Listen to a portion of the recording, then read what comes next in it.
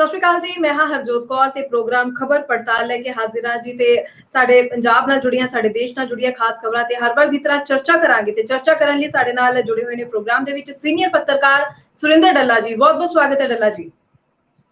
ਬਹੁਤ ਧੰਨਵਾਦ ਹਰਜੋਤ ਜੀ, ਤੁਹਾਡਾ ਵੀ ਔਰ ਦੁਨੀਆ ਭਰ ਦੇ ਪੰਜਾਬੀਆਂ ਦਾ ਵੀ ਬਹੁਤ ਧੰਨਵਾਦ ਜੀ। ਬਿਲकुल, अगर खास खबरों की गल करिए अज तो एक कह सकते हैं कांग्रेस को बड़ा झटका लग्या कि 4 मंत्री ते कई लीडर जो भाजपा विच शामिल हो गए ने।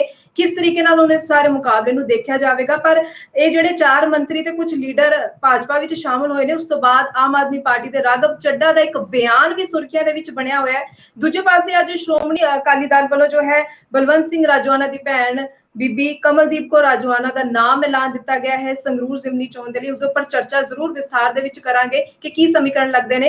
इस दे नाल ही जो असीं कह सकदे हां कि अमित शाह दे नाल मुलाकात करन सिद्धू मूसेवाला दा परिवार पहुंचिया, की खास रहा। पर एक अपने दर्शकों को खास गल दस दईए कि अज इस प्रोग्राम दे विच असीं लुधियाना दे इक अजिहे नौजवान नाल भी तुहाडी मुलाकात करावांगे जो सिद्धू मूसेवाला दे भोग वाले दिन कुछ खास करन जा रहे हैं। की खास करन जा रहे हैं असीं प्रोग्राम दे विच ही तुहानूं अग्गों जाके जरूर दसांगे। सो डल्ला जी, सब तो पहला मैं गल यही करना चाहांगी कि कांग्रेस दे 4 मंत्री ते कुछ लीडर भाजपा विच शामिल हुंदे ने ते उस तो बाद राघव चड्ढे दे सब बयान तो पहला मैं गल करना चाहांगी कि जो उन्हां दा बयान आया, उन्होंने कहा कि पंजाब कांग्रेस दा सारा कूड़ा भाजपा विच शामिल हो रहा है। सो सियासत किस थां ते किस पद्धर ते पहुंच रही है और इन्हां दे इस बयान नूं तुसीं किस तरह नाल देखदे हो? बिल्कुल, देखो मैं बड़ा हैरान होया। राघव चड्ढा बड़े एक प्रोफैशनल नौजवान ने, वो अकाउंटेंट भी ने और हुण तां राज सभा चले गए। बड़ी यंग एज दे विच उन्हां नूं राज सभा दे विच जाना नसीब होया। पर जिहड़ा उन्हां ने बयान दिता, ट्वीट है, मैं टैलीविजन ते देख रहा सी, कहंदे कांग्रेस दा कूड़ा बीजेपी दे विच चला गया। मैनूं ये लगदा है कि असीं नौजवानां तो इस तरीके दी सियासत दी आस नहीं रखते। नौजवानों तो असीं चंगी सियासत की आस रखते हैं कि जिहड़े नौजवान ने वो प्रोफैशनल पॉलिटिक्स करन तां कि होर साडे नौजवान आउण। और उन्हां दा बयान सुन के मैनूं निजी तौर दे उत्ते बड़ा दुख लग्या। पर मैनूं ये लगदा है कि सियासत दा पद्धर सचमुच बहुत ज़्यादा गिर गया और हुण तक कमी सिर्फ इसे गल दी रह गई। कमी की रह गई मैं भी दस दिंदा। अज तक असीं विधान सभा दे विच गालां भी सुन लियां, असीं विधान सभा च कुर्सियां चलदियां देख लियां, जुत्तियां चलदियां देख लियां। ਮੈਨੂੰ ਲੱਗਦਾ ਹੁਣ ਵਿਧਾਨ ਸਭਾ ਦੇ ਵਿੱਚ ਸਿਰਫ ਜਿਹੜੇ ਸਾਡੇ ਮਾਨਯੋਗ ਸਤਿਕਾਰਯੋਗ ਐਮਪੀ ਐਮਐਲਏ ਨੇ, ਮੈਨੂੰ ਹੋ ਸਕਦਾ ਕਿਤੇ ਹੋਏ ਵੀ ਹੁਣ, ਪਰ ਮੈਨੂੰ ਲੱਗਦਾ ਥੱਪੜੋ ਥੱਪੜੀ ਹੋਣੇ ਰਹਿ ਗਏ ਹੁਣ ਤਾਂ। ਕਿਉਂਕਿ ਜਿਸ ਤਰ੍ਹਾਂ ਦੀ ਬਿਆਨਬਾਜ਼ੀ ਦਾ ਪੱਧਰ ਸਿਆਸਤ ਦਾ ਹੋ ਗਿਆ, ਆਉਂਦੇ ਸਮੇਂ 'ਚ ਭਾਵੇਂ ਵਿਧਾਨ ਸਭਾ ਹੈ, ਭਾਵੇਂ ਪਾਰਲੀਮੈਂਟ ਹੈ, ਭਾਵੇਂ ਰਾਜ ਸਭਾ ਹੈ, ਕਮੀ ਕੋਈ ਨਹੀਂ ਛੱਡੀ ਸਾਡੇ ਲੀਡਰਾਂ ਨੇ। ਸੋ ਇਹ ਇਸ ਤਰ੍ਹਾਂ ਦੇ ਬਿਆਨ ਮੈਨੂੰ ਲੱਗਦਾ ਅਵੋਇਡ ਕੀਤੇ ਜਾਣੇ ਚਾਹੀਦੇ ਸੀ, ਇਹ ਨਹੀਂ ਹੋਣੇ ਚਾਹੀਦੇ ਸੀ। ਔਰ ਦੂਸਰਾ, इस बयान तो बाद सियासत बड़ी गर्म हुई है और मैनू ये लगता है कि राघव चड्ढा दे इस बयान दे नाल एक बार फिर पंजाब दे विच आम आदमी पार्टी और जिहड़ी बीजेपी दी सियासी दुश्मनी है वो भख जू। उन्हां दा जिहड़ा ये बयान है, इहने अग च, इहने घिओ च अग पाउण वाला काम करना है। और आउंदे समय दे विच पंजाब च सानू जिहड़ी सियासत है, सियासी लड़ाई है जिहड़ी, वो हेठले पद्धर दी भी देखनी मिल सकती है कि बहुत निमन पद्धर ते जिहड़ी सियासी जंग है पंजाब दे विच पहुंच गई है। नहीं तां पॉलिटिक्स है जिहड़ी सेहतमंद होनी चाहिदी सी। पार्टियां च लीडरां दा आना जाना लग्या रहिंदा है। किन्ने लीडर ने जिहड़े कांग्रेस दे, वो कांग्रेस छड्ड के आम आदमी पार्टी च गए सी। हुण सवाल ये है कि वो, मैं तां नहीं कहंदा हुण, पर सवाल ये है भी वो कौन सी। जी जी, वो भी फिर बड़ा महसूस कर रहे होणगे भी कि असीं भी उही हां। और बहुत सारे लीडर ने ਜਿਹੜੇ ਆਮ ਆਦਮੀ ਪਾਰਟੀ ਛੱਡ ਕੇ ਬੀਜੇਪੀ 'ਚ ਗਏ ਹੋਣੇ ਨੇ, ਜਾਂ ਬਹੁਤ ਸਾਰੇ ਲੀਡਰ ਹੋਣਗੇ ਜਿਹੜੇ ਅਕਾਲੀ ਦਲ ਛੱਡ ਕੇ ਕਾਂਗਰਸ, ਆਮ ਆਦਮੀ ਪਾਰਟੀ ਜਾਂ ਬੀਜੇਪੀ 'ਚ ਗਏ ਹੋਣੇ ਨੇ। ਅਸਲ 'ਚ ਪੋਲੀਟੀਕਲ ਪਾਰਟੀਆਂ ਦਾ ਜਿਹੜਾ ਪੋਲੀਟੀਕਲ ਪਾਰਟੀਆਂ ਦਾ ਜਿਹੜਾ ਢੰਗ ਤਰੀਕਾ ਨਾ ਜੀ, ਪੋਲੀਟੀਕਲ ਪਾਰਟੀਆਂ ਦਰਵਾਜ਼ੇ ਖੋਲ ਦਿੰਦੀਆਂ ਵੀ ਜਿਹੜਾ ਮਰਜ਼ੀ ਆ ਜਾਓ, ਸਾਡੀ ਪਾਰਟੀ ਦੇ ਦਰਵਾਜ਼ੇ ਖੁੱਲੇ ਆ, ਜਿਹੜਾ ਮਰਜ਼ੀ ਆ ਜਾਓ।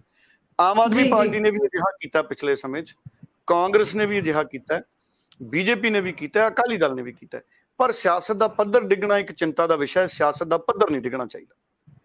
ਬਿਲਕੁਲ ਤੁਸੀਂ ਸਹੀ ਗੱਲ ਕਹੀ ਕਿਉਂਕਿ ਇੱਕ ਬਹੁਤ ਹੀ ਸਿਆਣੀ ਸਿਆਸਤ ਹੋਣੀ ਚਾਹੀਦੀ ਹੈ ਤਾਂ ਕਿ ਅੱਗੋਂ ਦਾ ਜਿਹੜਾ ਨੌਜਵਾਨ ਹੈ ਉਹ ਵੀ ਇਸ ਸਿਆਸਤ ਨੂੰ ਦੇਖ ਕੇ ਹੀ ਅੱਗੋਂ ਸਿੱਖੇ ਤੇ ਇਸ ਸਿਆਸਤ ਵੱਲ ਵਧੇ ਨਾ ਕਿ ਇਸ ਤਰ੍ਹਾਂ ਦੀ ਬਿਆਨਬਾਜ਼ੀਆਂ ਹੋਣ ਤੇ ਜਿਸ ਤੋਂ ਸਾਫ਼ ਇਹ ਲੱਗੇ ਕਿ ਇਹ ਕਿਸ ਤਰ੍ਹਾਂ ਦਾ ਬਿਆਨ ਹੈ ਕਿਹੜੀ ਕੀ ਛਵੀ ਬਣ ਰਹੀ ਹੈ ਸਾਡੀ ਸਿਆਸਤ ਦੀ। ਸੋ ਅਗਰ ਅਸੀਂ ਗੱਲ ਕਰੀਏ ਕਿ ਜੋ ਅੱਜ ਕਾਂਗਰਸ ਅਸੀਂ ਗੱਲ ਕਰ ਰਹੇ ਕਿ ਕਾਂਗਰਸ ਨੂੰ ਜੋ ਝਟਕਾ ਲੱਗਿਆ 4 ਮੰਤਰੀ ਤੇ ਕਈ ਲੀਡਰ ਭਾਜਪਾ ਵਿੱਚ ਸ਼ਾਮਿਲ ਹੋ ਗਏ ਨੇ ਉਸ ਤੋਂ ਬਾਅਦ ਕਾਂਗਰਸ ਦੀ ਸਥਿਤੀ ਤੁਸੀਂ ਕੀ ਦੇਖਦੇ ਹੋ ਖਾਸ ਤੌਰ ਤੇ ਜਦ ਅਸੀਂ ਗੱਲ ਕਰੀਏ ਕਿ ਨਵਜੋਤ ਸਿੰਘ ਸਿੱਧੂ ਜੇਲ੍ਹ ਵਿੱਚ ਨੇ ਅਗਰ ਆਪਾਂ ਗੱਲ ਕਰੀਏ ਕਿ ਉਹ ਜਦੋਂ ਵਾਪਸ ਆਉਂਦੇ ਨੇ ਜਦੋਂ ਤੱਕ ਉਦੋਂ ਤੱਕ ਕਿਸ ਰੁਖ ਵੱਲ ਇਹ ਸਾਰਾ ਕੁਝ ਸਿਲਸਿਲਾ ਇਹ ਸਾਰੀ ਸਿਆਸਤ ਨਜ਼ਰ ਆ ਰਹੀ ਹੈ। ਦੇਖੋ ਇਹ ਭੂਮਿਕਾ ਸਾਨੂੰ ਜਿਹੜੀ ਕੱਲ ਦਾ ਘਟਨਾਕ੍ਰਮ ਹੈ ਇਹਨੇ ਇੱਕ ਭੂਮਿਕਾ ਤਿਆਰ ਕੀਤੀ ਹੈ ਭਵਿੱਖ ਦੀ ਸਿਆਸਤ ਦੀ। ਹੁਣ ਪਹਿਲੀ ਗੱਲ ਤਾਂ ਇਹ ਹੈ ਹਰਜੋਤ ਜੀ ਕਿ 4 ਮੰਤਰੀਆਂ ਦਾ ਕਾਂਗਰਸ ਛੱਡ ਕੇ ਚਲੇ ਜਾਣਾ ਔਰ ਕਈ ਸੀਨੀਅਰ ਮੰਤਰੀ ਕੇਵਲ ਢਿੱਲੋਂ ਬਹੁਤ ਸੀਨੀਅਰ ਮੰਤਰੀ ਸੀ ਐਮਐਲਏ ਵੀ ਰਹੇ ਬਰਨਾਲਾ ਤੋਂ ਰਾਜੀਵ ਗਾਂਧੀ ਦੇ ਦੋਸਤ ਰਹੇ ਇਸ ਵਾਰ ਉਹਨਾਂ ਦੀ ਟਿਕਟ ਕੱਟ ਦਿੱਤੀ ਗਈ ਉਹਨਾਂ ਨੂੰ ਪਾਰਟੀ ਚੋਂ ਕੱਢ ਦਿੱਤਾ ਗਿਆ ਔਰ ਜਿਸ ਵਿਅਕਤੀ ਨੂੰ ਟਿਕਟ ਦਿੱਤੀ ਗਈ ਜਿਹੜੇ ਪਵਨ ਬਾਂਸਲ ਦੇ ਬੇਟੇ ਨੂੰ ਟਿਕਟ ਦਿੱਤੀ ਗਈ ਉਹਨਾਂ ਦੀ ਜ਼ਮਾਨਤ ਜ਼ਬਤ ਹੋ ਗਈ। ਹੁਣ ਅਜਿਹੀਆਂ ਸਥਿਤੀਆਂ ਦੇ ਵਿੱਚ ਉਹਨਾਂ ਨੇ ਕਾਂਗਰਸ ਨੂੰ ਉਹਨਾਂ ਨੇ ਕੱਢਤਾ ਕਾਂਗਰਸ ਨੇ ਕੱਢਤਾ ਉਹਨਾਂ ਨੂੰ ਤੇ ਉਹ ਅੱਜ ਬੀਜੇਪੀ 'ਚ ਚਲੇ ਗਏ। ਉਹਨਾਂ ਦਾ ਬੀਜੇਪੀ 'ਚ ਜਾਣਾ ਸਮਝ ਆਉਂਦਾ ਪਰ ਸਾਬਕਾ ਮੰਤਰੀ ਸਿਹਤ ਮੰਤਰੀ ਬਲਬੀਰ ਸਿੱਧੂ ਡਾਕਟਰ ਰਾਜਕੁਮਾਰ ਵੇਰਕਾ ਦਾ ਕਾਂਗਰਸ 'ਚ ਜਾਣਾ ਜਾਂ ਸ਼ਾਮ ਸੁੰਦਰ ਅਰੋੜਾ ਦਾ ਬੀਜੇਪੀ 'ਚ ਜਾਣਾ ਜਾਂ ਗੁਰਪ੍ਰੀਤ ਕਾਂਗੜ ਦਾ ਬੀਜੇਪੀ 'ਚ ਜਾਣਾ ਇਹਨਾਂ ਦੇ ਵਿੱਚੋਂ 3 ਤਾਂ ਉਹ ਲੋਕ ਨੇ ਜਿਹੜੇ ਮੰਤਰੀ ਦੇ ਅਹੁਦੇ ਤੋਂ ਹਟਾ ਦਿੱਤੇ ਗਏ ਸੀ ਇਹਨਾਂ ਨੂੰ ਵੱਖ ਕਰ ਦਿੱਤਾ ਗਿਆ ਸੀ ਮੰਤਰੀ ਦੇ ਅਹੁਦੇ ਤੋਂ। ਪਰ ਸ਼ਾਮ ਸੁੰਦਰ ਅਰੋੜਾ ਨੂੰ ਹੁਣੇ ਮੇਰਾ ਖਿਆਲ ਹੈ ਮੀਤ ਪ੍ਰਧਾਨ ਵੀ ਬਣਾਇਆ ਗਿਆ ਸੀ ਪਾਰਟੀ ਦਾ। ਹੁਣ ਇਹ ਚਾਰੇ ਲੋਕਾਂ ਨੇ ਕਾਂਗਰਸ ਛੱਡਤੀ। ਬੀਜੇਪੀ ਬੜੀ ਖੁਸ਼ ਹੈ ਬੀਜੇਪੀ ਇਹਨਾਂ ਸਾਰਿਆਂ ਨੂੰ ਲੈ ਕੇ ਬੜੀ ਖੁਸ਼ ਹੈ ਪਰ ਇਹ ਸਵਾਲ ਕਾਂਗਰਸ ਦੀ ਹਾਈ ਕਮਾਂਡ ਤੇ ਜਾਂਦਾ ਹੈ ਕਿ ਕਾਂਗਰਸ ਦੀ ਹਾਈ ਕਮਾਂਡ ਆਪਣੀ ਲੀਡਰਸ਼ਿਪ ਨੂੰ ਸੰਭਾਲਣ 'ਚ ਕਾਮਯਾਬ ਕਿਉਂ ਨਹੀਂ ਹੋ ਪਾ ਰਹੀ। ਕਾਂਗਰਸ ਦੀ ਹਾਈ ਕਮਾਂਡ ਜ਼ਮੀਨੀ ਪੱਧਰ ਤੇ ਕਾਂਗਰਸ ਦੀ ਸਥਿਤੀ ਤੋਂ ਵਾਕਿਫ ਕਿਉਂ ਨਹੀਂ ਜਾਂ ਅਸੀਂ ਇਹ ਮੰਨ ਲਈਏ ਵੀ ਕਾਂਗਰਸ ਦੀ ਹਾਈ ਕਮਾਂਡ ਨੂੰ ਪੰਜਾਬ ਤੋਂ ਕੋਈ ਫਰਕ ਨਹੀਂ ਪੈਂਦਾ ਕਾਂਗਰਸ ਦੀ ਹਾਈ ਕਮਾਂਡ ਪੰਜਾਬ ਬਾਰੇ ਜੋ ਮਰਜ਼ੀ ਹੁੰਦਾ ਜਾਵੇ ਉਹਨਾਂ ਦੀ ਸਿਹਤ ਤੇ ਕੋਈ ਅਸਰ ਨਹੀਂ। ਪਰ ਦੂਜੇ ਪਾਸੇ ਰਾਜਾ ਵੜਿੰਗ ਉਹਨਾਂ ਨੂੰ ਹੁਣੇ ਪ੍ਰਧਾਨ ਬਣਾਇਆ। ਰਾਜਾ ਵੜਿੰਗ ਉਹਨਾਂ ਦੇ ਨੂੰ ਜਦੋਂ ਪ੍ਰਧਾਨ ਬਣਾਇਆ ਗਿਆ ਉਦੋਂ ਕਈ ਥਾਈਂ ਇਹ ਗੱਲਾਂ ਚੱਲੀਆਂ ਵੀ ਕਈ ਹੋਰ ਲੀਡਰ ਦਾਅਵੇਦਾਰ ਸੀ ਉਹਨਾਂ ਨੂੰ ਪ੍ਰਧਾਨ ਬਣਾਇਆ ਜਾ ਸਕਦਾ ਸੀ। ਚਲੋ ਰਾਜਾ ਵੜਿੰਗ ਨੂੰ ਪ੍ਰਧਾਨ ਬਣਾਇਆ ਕਿਉਂਕਿ ਉਹ ਪਹਿਲਾਂ all India youth Congress committee ਦੇ ਵੀ ਪ੍ਰਧਾਨ ਸੀ ਗੱਲ ਸਮਝ ਆਉਂਦੀ ਹੈ। ਪਰ ਮੂਲ ਰੂਪ ਦੇ ਵਿੱਚ ਜੇ ਅਸੀਂ ਟੈਂਡੈਂਸੀ ਦੇਖੀਏ ਪਿਛਲੇ ਸਮੇਂ 'ਚ ਕਾਂਗਰਸ ਦੇ ਵਿੱਚ ਮੈਰਿਟ ਨੂੰ ਆਨਰ ਨਹੀਂ ਕੀਤਾ ਜਾਂਦਾ। ਜਦੋਂ ਨਵਜੋਤ ਸਿੰਘ ਸਿੱਧੂ ਨੂੰ ਪ੍ਰਧਾਨ ਬਣਾਇਆ ਗਿਆ ਉਹਨਾਂ ਦੀ ਸੁਣੀ ਨਹੀਂ ਉਹਨਾਂ ਦੀ ਗੱਲਾਂ ਨਹੀਂ ਮੰਨੀਆਂ ਗਈਆਂ ਨਾ ਸਰਕਾਰ 'ਚ ਉਹਨਾਂ ਦਾ ਕਿਸੇ ਤਰ੍ਹਾਂ ਦਾ ਦਖਲ ਕਿਸੇ ਨੇ ਸਵੀਕਾਰ ਕੀਤਾ। ਤੇ ਹੁਣ ਰਾਜਾ ਵੜਿੰਗ ਕਹਿ ਰਹੇ ਸੀ ਕਾਂਗਰਸ ਨੂੰ ਮਜ਼ਬੂਤ ਕਰਨ ਦੀ ਗੱਲ। ਰਾਜਾ ਵੜਿੰਗ ਕੋਈ ਦੋ ਰਾਏ ਨਹੀਂ ਰਾਜਾ ਵੜਿੰਗ ਆਪਣੇ ਵੱਲੋਂ ਪੂਰਾ ਵਾਹ ਲਾ ਰਹੇ ਨੇ ਕਿ ਮੈਂ ਕਾਂਗਰਸ ਨੂੰ ਮਜ਼ਬੂਤ ਕਰਾਂ ਔਰ ਉਹਨਾਂ ਨੇ 2-3 ਵੱਡੀਆਂ ਗੱਲਾਂ ਕੀਤੀਆਂ ਕਿ ਜਿਹੜੇ ਲੀਡਰ ਚਲੇ ਗਏ ਨੇ ਇਹਦੇ ਨਾਲ ਸਾਨੂੰ ਕੋਈ ਫਰਕ ਨਹੀਂ ਪੈਂਦਾ। ਇਹ ਲੰਮੇ ਸਮੇਂ ਤੋਂ ਇਹ ਜਿਹੜੀਆਂ ਸੀਟਾਂ ਤੇ ਲੜ ਰਹੇ ਸੀ ਉੱਥੇ ਨਵੇਂ ਲੋਕਾਂ ਨੂੰ ਮੌਕਾ ਨਹੀਂ ਸੀ ਮਿਲ ਰਿਹਾ। ਚਲੋ ਇਹ ਵੀ ਗੱਲ ਸਮਝ ਆ ਗਈ ਰਾਜਾ ਵੜਿੰਗ ਦੀ। ਹੁਣ ਰਾਜਾ ਵੜਿੰਗ ਸਾਹਿਬ ਕਹਿੰਦੇ ਇਹ ਲੋਕ ਜਦੋਂ ਚਲੇ ਗਏ ਨੇ ਤੇ ਨਵਿਆਂ ਨੂੰ ਮੌਕਾ ਮਿਲੂਗਾ। ਮੈਂ ਚਾਹੁੰਦਾ ਯੂਥ ਕਾਂਗਰਸ ਦੇ 20-25 ਲੋਕਾਂ ਨੂੰ ਟਿਕਟ ਮਿਲੇ। ਮੈਂ ਚਾਹੁੰਦਾ ਸਾਡੇ ਕੌਂਸਲਰ ਐਮਐਲਏ ਬਣਨ। ਮੈਂ ਚਾਹੁੰਦਾ ਸਾਡੇ ਬਲਾਕ ਪ੍ਰਧਾਨ ਅੱਗੇ ਆਉਣ। ਰਾਜਾ ਵੜਿੰਗ ਨੇ ਗੱਲਾਂ ਬਿਲਕੁਲ ਠੀਕ ਕੀਤੀਆਂ ਲੇਕਿਨ ਰਾਜਾ ਵੜਿੰਗ ਉਹਨਾਂ ਨੂੰ ਇਸ ਗੱਲ ਦਾ ਪਤਾ ਹੋਣਾ ਚਾਹੀਦਾ ਹੈ ਕਿ ਅਗਰ ਤੁਸੀਂ ਇਹ ਕਰਨਾ ਚਾਹੋਗੇ ਤੇ ਕੀ ਕਾਂਗਰਸ ਦੀ ਹਾਈ ਕਮਾਂਡ ਕਰੇਗੀ। ਕਾਂਗਰਸ ਜਿਹੜੀ ਟਿਕਟਾਂ ਦੇਣ ਵਾਲੀ ਕਮੇਟੀ ਹੁੰਦੀ ਹੈ ਉਹ ਪੰਜਾਬ 'ਚ ਕਾਂਗਰਸ ਦੇ ਆਮ ਵਰਕਰਾਂ ਦੀ ਗੱਲ ਹੀ ਨਹੀਂ ਸੁਣਦੀ। ਬਹੁਤੀ ਵਾਰੀ ਇਹ ਇਲਜ਼ਾਮ ਲੱਗਦੇ ਨੇ ਪਰ ਇਸ ਵਾਰ ਵੀ ਜਿਹੜੀਆਂ ਟਿਕਟਾਂ ਦਿੱਤੀਆਂ ਗਈਆਂ ਸੀ ਨਵਜੋਤ ਸਿੰਘ ਸਿੱਧੂ ਦੀ ਗੱਲ ਹੀ ਨਹੀਂ ਸੁਣੀ ਗਈ। ਉਹਦੇ ਵਿੱਚ ਜਿਹੜੀਆਂ ਪਹਿਲੀਆਂ ਸੀਟਾਂ ਸੀ ਉਹਨਾਂ 'ਚ 80-85 ਸੀਟਾਂ ਪਹਿਲਾਂ ਆਈਆਂ ਉਹਦੇ ਵਿੱਚ ਨਵਜੋਤ ਸਿੰਘ ਸਿੱਧੂ ਦੀ ਮੰਨੀ ਗਈ ਥੋੜੀ ਬਹੁਤੀ ਲੇਕਿਨ ਬਾਅਦ ਵਾਲੀਆਂ ਸੀਟਾਂ ਤੇ ਨਵਜੋਤ ਸਿੰਘ ਸਿੱਧੂ ਨੂੰ ਪੁੱਛਿਆ ਹੀ ਨਹੀਂ ਗਿਆ ਤਾਂ ਨਵਜੋਤ ਸਿੰਘ ਸਿੱਧੂ ਆਪ ਕਹਿੰਦੇ ਨੇ। ਹੁਣ ਰਾਜਾ ਵੜਿੰਗ ਜੀ ਜਿਹੜੀ ਗੱਲ ਕਰ ਰਹੇ ਨੇ ਰਾਜਾ ਵੜਿੰਗ ਜੀ ਮਿਹਨਤ ਕਰਦੇ ਰਹਿਣਗੇ ਤੇ ਜਦੋਂ ਟਿਕਟਾਂ ਵੰਡਣ ਦੀ ਵਾਰੀ ਆਉਣੀ ਹੈ ਜੇ ਹਾਈ ਕਮਾਂਡ ਨੇ ਰਾਜਾ ਵੜਿੰਗ ਹੋਰਾਂ ਨੂੰ ਨਾ ਪੁੱਛਿਆ ਫਿਰ ਗੱਲ ਕਿੱਥੇ ਖੜਦੀ ਹੈ। ਸੋ ਅਸਲ 'ਚ ਨਾਰਾਜ਼ਗੀ ਜਿਹੜੀ ਹੈ ਜਿਹੜੇ ਲੀਡਰ ਛੱਡ ਕੇ ਜਾਂਦੇ ਆ ਉਹਨਾਂ ਨੂੰ ਨਾ ਤਾਂ ਰਾਜਾ ਵੜਿੰਗ ਨਾਲ ਹੈ ਨਾ ਕਿਸੇ ਹੋਰ ਨਾਲ ਹੈ। ਉਹਨਾਂ ਨੂੰ ਨਾਰਾਜ਼ਗੀ ਹੈ ਕਾਂਗਰਸ ਦੀ ਹਾਈ ਕਮਾਂਡ ਨਾਲ ਕਿਉਂਕਿ ਕਾਂਗਰਸ ਦੀ ਹਾਈ ਕਮਾਂਡ ਦਾ ਜਿਹੜਾ ਕੰਸਿਸਟੈਂਸੀ ਲੈਵਲ ਹੈ ਉਹ ਕੁਐਸਚਨ ਮਾਰਕ ਉਹਨਾਂ ਦਾ ਜਿਹੜਾ ਪੋਲੀਟੀਕਲ ਆਚਰਣ ਹੈ ਕਿ ਮੌਕੇ ਤੇ ਪਤਾ ਨਹੀਂ ਕੀ ਡਿਸੀਜਨ ਕਰ ਦੇਣਾ ਹੈ, ਕਿਹਨੂੰ ਟਿਕਟ ਦੇ ਦੇਣੀ, ਕਿਹਨੂੰ ਛਤਰੀ ਤੋਂ ਉਤਾਰ ਦੇਣਾ ਹੈ, ਕਿਹਨੂੰ ਕਿਸੇ ਹੋਰ ਹਲਕੇ ਤੋਂ ਲਾ ਦੇਣਾ ਹੈ, ਕਿਹੜਾ ਪ੍ਰਭਾਰੀ ਲਾ ਦੇਣਾ ਹੈ। ਉਹਨਾਂ ਡਿਸੀਜਨਸ ਤੋਂ ਕਾਂਗਰਸ ਦੇ ਬਹੁਤ ਸਾਰੇ ਲੀਡਰ ਦੁਖੀ ਨੇ। ਇਸੇ ਕਰਕੇ ਭਾਵੇਂ ਰਾਜਕੁਮਾਰ ਵੇਰਕਾ ਹੈ, ਭਾਵੇਂ ਬਲਬੀਰ ਸਿੱਧੂ ਹੈ, ਸ਼ਾਮ ਸੁੰਦਰ ਅਰੋੜਾ ਹੈ, ਗੁਰਪ੍ਰੀਤ ਕਾਂਗੜ ਹੈ, ਇਹ ਸਾਰੇ ਲੋਕ ਚਲੇ ਗਏ, ਕਈ ਹੋਰ ਲੀਡਰ ਗਏ ਨੇ। ਇਹ ਇੱਕ ਪੱਖ ਹੈ। ਸਮਰਾਲੇ ਵਾਲੇ ਜਿਹੜੇ ਸਾਬਕਾ ਵਿਧਾਇਕ ਹੈ ਅਮਰੀਕ ਢਿੱਲੋਂ, ਉਹਨਾਂ ਦਾ ਪੋਤਾ ਕਰਨ ਢਿੱਲੋਂ, ਉਹ ਵੀ ਉੱਥੇ ਸੀ। ਹੁਣ ਇਹ ਸਾਰੇ ਲੋਕ, ਹਰਜੋਤ ਜੀ, ਇੱਕ ਤਾਂ ਇਹ ਕਾਰਨ ਹੈ ਕਿ ਕਾਂਗਰਸ ਦੀ ਹਾਈ ਕਮਾਂਡ ਤੇ ਇਹਨਾਂ ਨੂੰ ਭਰੋਸਾ ਨਹੀਂ। ਹੁਣ ਦੂਜਾ ਕਾਰਨ ਇਹ ਹੈ ਕਿ ਉਹਨਾਂ ਨੂੰ ਇਹ ਲੱਗਦਾ ਹੈ ਵੀ ਕਾਂਗਰਸ ਇੰਨੀ ਕਮਜ਼ੋਰ ਹੋ ਗਈ, ਅੱਧੀ ਕਾਂਗਰਸ ਤਾਂ ਆਮ ਆਦਮੀ ਪਾਰਟੀ 'ਚ ਚਲੀ ਗਈ। ਚਲੋ ਅੱਧੀ ਨਹੀਂ ਗਈ ਹੋ, 25% ਇਹ ਤਾਂ ਅੰਦਾਜ਼ੇ ਹੁੰਦੇ ਆ ਨਾ। ਇੱਕ ਸੰਖਿਆ ਵੱਡੀ ਕਾਂਗਰਸ ਦੀ ਆਮ ਆਦਮੀ ਪਾਰਟੀ ਚਲੀ ਗਈ, ਤਾਂ ਹੀ 42% ਵੋਟਾਂ ਆਮ ਆਦਮੀ ਪਾਰਟੀ ਨੂੰ ਪਈਆਂ ਨਾ ਜੀ। ਲੋਕਾਂ ਨੇ, ਵਲੰਟੀਅਰਸ ਨੇ, ਕਾਡਰ ਨੇ ਵੋਟਾਂ ਪਾਤੀਆਂ। ਦੂਸਰਾ, ਕਾਂਗਰਸ ਉਸ ਸਥਿਤੀ 'ਚ ਲੱਗਦੀ ਨਹੀਂ ਕਿ ਮੁਕਾਬਲੇ 'ਚ ਦੇਸ਼ ਪੱਧਰ 'ਚ ਆ ਜੇ, ਕਿਉਂਕਿ ਕਾਂਗਰਸ ਦੇ ਵਿੱਚ G23 ਹੈ, ਕਈ ਤਰ੍ਹਾਂ ਦੀ ਸਿਆਸਤ ਹੈ। ਇੱਕ ਇਹ ਲੱਗਦਾ ਹੈ ਪੰਜਾਬ ਦੇ ਕਾਂਗਰਸ ਦੇ ਲੀਡਰਾਂ ਨੂੰ ਵੀ 2024 'ਚ ਮੁਕਾਬਲਾ ਤਾਂ ਹੋਣਾ ਹੈ ਆਮ ਆਦਮੀ ਪਾਰਟੀ ਦਾ ਤੇ ਬੀਜੇਪੀ ਦਾ। ਕਈ ਕਾਂਗਰਸ ਦੇ ਲੀਡਰਾਂ ਨੂੰ ਇਹ ਲੱਗਦਾ ਹੈ। ਹਾਲਾਂਕਿ ਜਿਹੜਾ 2024 ਦਾ ਮੁਕਾਬਲਾ ਹੈ ਉਹਦੇ 'ਚ ਆਮ ਆਦਮੀ ਪਾਰਟੀ ਵੀ ਹੈ, ਬੀਜੇਪੀ ਵੀ ਹੈ ਤੇ ਨਵਜੋਤ ਸਿੰਘ ਸਿੱਧੂ ਵੀ ਹੈ। ਸਿੱਧੂ ਨੇ ਆ ਜਾਣਾ ਹੈ, 1 ਸਾਲ ਦੀ ਸਜ਼ਾ ਹੈ। ਜਿੱਦਾਂ ਹੀ ਸਜ਼ਾ ਪੂਰੀ ਹੋਊਗੀ, ਛੁੱਟੀਆਂ ਛੱਟੀਆਂ ਪਾ ਕੇ, ਮੈਨੂੰ ਲੱਗਦਾ 8-9 ਮਹੀਨਿਆਂ ਦੇ ਵਿੱਚ ਆ ਜਾਣਗੇ। ਤੇ ਹਜੇ ਪੂਰੇ 2 ਸਾਲ ਪਏ ਨੇ ਲੋਕ ਸਭਾ ਦੀਆਂ ਚੋਣਾਂ ਨੂੰ, ਤੇ ਨਵਜੋਤ ਸਿੰਘ ਸਿੱਧੂ ਕੋਲੇ ਸਾਲ ਸਵਾ ਸਾਲ ਹੋਏਗਾ। ਹੁਣ ਨਵਜੋਤ ਸਿੰਘ ਸਿੱਧੂ ਜਦੋਂ ਆਉਂਦੇ ਨੇ ਉਦੋਂ ਉਹ ਕੀ ਫੈਸਲੇ ਕਰਦੇ ਨੇ ਤਾਂ ਭਵਿੱਖ ਦੱਸੂਗਾ। ਪਰ ਨਵਜੋਤ ਸਿੰਘ ਸਿੱਧੂ ਦੀ ਗੁੰਜਾਇਸ਼ ਪੰਜਾਬ ਦੀ ਸਿਆਸਤ 'ਚ ਹੈ, ਕਿਉਂਕਿ ਆਮ ਆਦਮੀ ਪਾਰਟੀ ਇਮਾਨਦਾਰੀ ਦੀ ਪੋਲਿਟਿਕਸ ਕਰ ਰਹੀ ਹੈ, ਬੀਜੇਪੀ ਇਮਾਨਦਾਰੀ ਦੀ ਪੋਲਿਟਿਕਸ ਕਰ ਰਹੀ ਹੈ। ਨਵਜੋਤ ਸਿੰਘ ਸਿੱਧੂ ਖੁਦ ਇੱਕ ਇਮਾਨਦਾਰ ਲੀਡਰ ਹੈ। ਸੋ ਜਦੋਂ ਇਮਾਨਦਾਰੀ ਦੀ ਸਿਆਸਤ ਹੋਣੀ ਹੈ ਭਵਿੱਖ 'ਚ, ਤੇ ਉਹਦੇ 'ਚ ਨਵਜੋਤ ਸਿੰਘ ਸਿੱਧੂ ਫਿੱਟ ਹੁੰਦਾ। ਡੱਲਾ ਜੀ ਸਵਾਲ ਕਰਨਾ ਚਾਹ ਰਹੀ ਸੀ ਕਿ ਲਗਾਤਾਰ ਅਸੀਂ ਦੇਖ ਰਹੇ ਹਾਂ ਕਿ ਬੜੀਆਂ ਸ਼ਿਕਾਇਤਾਂ ਕਾਂਗਰਸ ਦੇ ਮੰਤਰੀ ਜਾਂ ਕਈ ਲੀਡਰਾਂ ਦੀ ਪਾਰਟੀ ਹਾਈ ਕਮਾਂਡ ਦੇ ਨਾਲ ਹੈ, ਤਾਂ ਕਿ ਇੰਨੇ ਸਾਲਾਂ ਤੋਂ, ਲੰਮੇ ਸਮੇਂ ਤੋਂ ਕਾਂਗਰਸ ਪਾਰਟੀ ਹੈ, ਕੋਈ ਨਵੀਂ ਪਾਰਟੀ ਨਹੀਂ ਹੈ, ਤਾਂ ਆਖਿਰ ਪਾਰਟੀ ਹਾਈ ਕਮਾਂਡ ਵੱਲੋਂ ਇੰਨਾ ਢਿੱਲਾ ਰਵੱਈਆ, ਅਗਰ ਅਸੀਂ ਦੇਖੀਏ ਪੰਜਾਬ ਵਿੱਚ ਹਰ ਕੋਈ ਹੁਣ ਜਾਣਦਾ ਹੈ ਕਿ ਕਾਂਗਰਸ ਦੀ ਸਥਿਤੀ ਬਹੁਤ ਕਮਜ਼ੋਰ ਨਜ਼ਰ ਆ ਰਹੀ ਹੈ। ਪਾਰਟੀ ਹਾਈ ਕਮਾਂਡ ਇਸ ਨੂੰ ਲੈ ਕੇ ਜਾਗਰੂਕ ਕਿਉਂ ਨਹੀਂ ਨਜ਼ਰ ਆ ਰਹੀ ਕਿ ਕੁਝ ਅਜਿਹਾ ਕਦਮ ਚੱਕਿਆ ਜਾਏ ਕਿ ਜੋ ਆਲਰੇਡੀ ਜਿੰਨੇ ਮੰਤਰੀ ਨੇ, ਜਿੰਨੇ ਲੀਡਰ ਨੇ, ਉਹਨਾਂ ਦਾ ਭਰੋਸਾ ਤਾਂ ਘੱਟੋ ਘੱਟ ਆਪਣੀ ਪਾਰਟੀ ਨਾਲ ਬਣਿਆ ਰਹੇ। ਦੇਖੋ, ਜਿਹੜਾ ਤੁਹਾਡਾ ਸਵਾਲ ਹੈ ਬਿਲਕੁਲ ਵਾਜਬ ਹੈ, ਪਰ ਇਹ ਇਕੱਲੇ ਪੰਜਾਬ ਦੀ ਗੱਲ ਨਹੀਂ। ਇਕੱਲੇ ਪੰਜਾਬ ਨੂੰ ਲੈ ਕੇ ਕਾਂਗਰਸ ਪਾਰਟੀ ਦੇ ਫੈਸਲਿਆਂ ਤੇ ਸਵਾਲ ਨਹੀਂ ਉੱਠਦੇ, ਪੂਰੇ ਦੇਸ਼ 'ਚ ਹੀ ਕਾਂਗਰਸ ਪਾਰਟੀ ਦੀ ਇਹ ਸਥਿਤੀ ਹੋ ਗਈ। ਉੱਤਰ ਪ੍ਰਦੇਸ਼ 'ਚ ਦੇਖੋ ਕੀ ਹਾਲ ਹੋਇਆ, ਤੁਸੀਂ ਉੱਤਰਾਖੰਡ 'ਚ ਦੇਖੋ ਕੀ ਹਾਲ ਹੋਇਆ। ਆ ਜ਼ਿਮਨੀ ਚੋਣਾਂ ਦੇ ਵਿੱਚ ਹੁਣ ਤੁਸੀਂ ਦੇਖਿਓ ਕੀ ਨਤੀਜੇ ਆਉਂਦੇ ਨੇ। ਸੋ ਕਾਂਗਰਸ 'ਚ ਜਿਹੜੀ ਡਿਸੀਜਨ ਮੇਕਿੰਗ ਹੈ ਉਹ ਬਹੁਤ ਜ਼ਿਆਦਾ ਪੂਅਰ ਹੋ ਗਈ, ਕਮਜ਼ੋਰ ਹੋ ਗਈ। ਔਰ ਇਸੇ ਕਰਕੇ ਇਹ ਲੀਡਰ ਛੱਡ ਕੇ ਜਾ ਰਹੇ ਨੇ, ਕਿਉਂਕਿ ਉਹਨਾਂ ਨੂੰ ਇਹ ਲੱਗਦਾ ਕਿ ਸਾਡੇ ਕੋਲੇ ਕਾਂਗਰਸ 'ਚ ਹੁਣ ਅੱਗੇ ਵਧਣ ਦਾ ਮੌਕਾ ਨਹੀਂ। ਆਖਰੀ ਸਵਾਲ, ਆਖਰੀ ਇੱਕ ਪੁਆਇੰਟ, ਹੁਣ ਇਹ ਲੋਕ ਬੀਜੇਪੀ 'ਚ ਕਿਉਂ ਜਾ ਰਹੇ ਨੇ? ਇੱਕ ਇਹਨਾਂ ਨੂੰ ਕਾਰਨ ਇਹ ਲੱਗਦਾ ਕਿ ਬੀਜੇਪੀ ਕੋਲੇ ਕੈਂਡੀਡੇਟ ਹੈ ਨਹੀਂ। ਬੀਜੇਪੀ ਕੋਲੇ ਇਸ ਵਾਰ 64 ਸੀਟਾਂ ਸੀ, ਬੀਜੇਪੀ ਆਪਣੇ ਦਮ ਤੇ ਲੜੀ, ਤੇ 2024 'ਚ ਬੀਜੇਪੀ 13 ਸੀਟਾਂ ਤੇ ਬਤੌਰ MP ਖੜੂਗੀ, ਔਰ 2024 'ਚ ਬੀਜੇਪੀ 13 ਸੀਟਾਂ ਤੇ ਖੁਦ ਲੜੂਗੀ, ਔਰ 2027 'ਚ ਬੀਜੇਪੀ 117 ਸੀਟਾਂ ਤੇ ਆਪ ਲੜੂਗੀ। ਜਾਂ ਅਗਰ ਕਿਸੇ ਵੀ ਹਾਲਾਤਾਂ 'ਚ ਜ਼ਿਮਨੀ ਚੋਣਾਂ ਪਹਿਲਾਂ ਹੁੰਦੀਆਂ ਨੇ, ਅਗਰ ਮੋਦੀ ਸਾਹਿਬ ਦਾ ਫਾਰਮੂਲਾ ਕਿ ਇੱਕ ਦੇਸ਼ ਇੱਕ ਚੁਣਾਵ, ਅਗਰ ਲੋਕ ਸਭਾ ਚੋਣਾਂ ਤੇ ਵਿਧਾਨ ਸਭਾ ਚੋਣਾਂ ਦੇਸ਼ 'ਚ ਇਕੱਠੀਆਂ ਹੋ ਗਈਆਂ, ਹਾਲਾਂਕਿ ਹਜੇ ਸੰਭਾਵਨਾ ਨਹੀਂ ਹੈ, ਪਰ ਸਿਆਸਤ 'ਚ ਕੁਝ ਵੀ ਹੋ ਸਕਦਾ ਹੈ। ਸਿਆਸਤ 'ਚ ਕੁਝ ਵੀ ਹੋ ਸਕਦਾ ਹੈ, ਕਾਨੂੰਨ ਹੀ ਬਣਦਾ ਹੈ ਲੋਕ ਸਭਾ ਤੇ ਰਾਜ ਸਭਾ ਦੇ ਵਿੱਚ। ਸੋ ਜੇ ਵਿਧਾਨ ਸਭਾ ਤੇ ਲੋਕ ਸਭਾ ਦੀਆਂ ਚੋਣਾਂ ਹੀ ਇਕੱਠੀਆਂ ਹੋ ਗਈਆਂ 2024 'ਚ, ਤੇ ਫਿਰ ਬੀਜੇਪੀ ਦੇ ਬਹੁਤ ਸਾਰੇ ਲੀਡਰ ਨੇ ਜਿਹੜੇ ਕਾਂਗਰਸ ਦੇ ਲੀਡਰ ਬੀਜੇਪੀ 'ਚ ਜਾ ਰਹੇ ਨੇ, ਉਹ ਇਹ ਸੋਚ ਰਹੇ ਨੇ ਕਿ ਅਗਰ ਅਜਿਹਾ ਕੁਝ ਹੁੰਦਾ ਹੈ ਤੇ ਅੱਜ ਬੀਜੇਪੀ ਕੋਲੇ ਕੈਂਡੀਡੇਟ ਨਹੀਂ ਹੈ।